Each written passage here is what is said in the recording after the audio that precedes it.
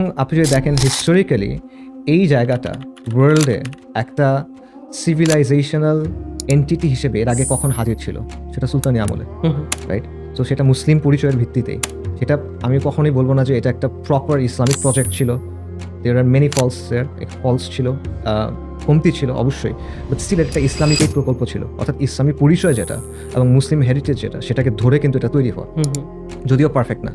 আমি আবারও বলতেছি, আমাদের সবচেয়ে এখন আমরা বর্তমানে যে অবস্থায় আছি সেটার সাথে মুসলিম পরিচয় এবং ইসলাম জড়িত, এবং আমাদের হাই পয়েন্ট যেটা ছিল সেটার সাথে মুসলিম পরিচয় এবং ইসলাম জড়িত।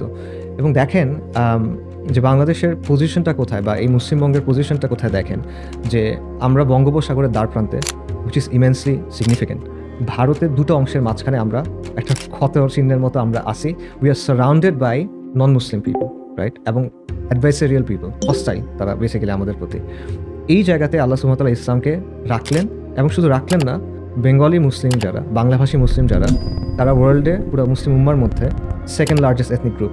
সো এইটার একটা সিগনিফিকেন্স আছে বলে আমি মনে করি, কারণ আল্লাহ আযজা ওয়া জাল কোনো কিছু অ্যাক্সিডেন্টালি করেন না, নিশ্চয়ই অবশ্যই তার প্রত্যেক কাজের পেছনে হিকমা আছে।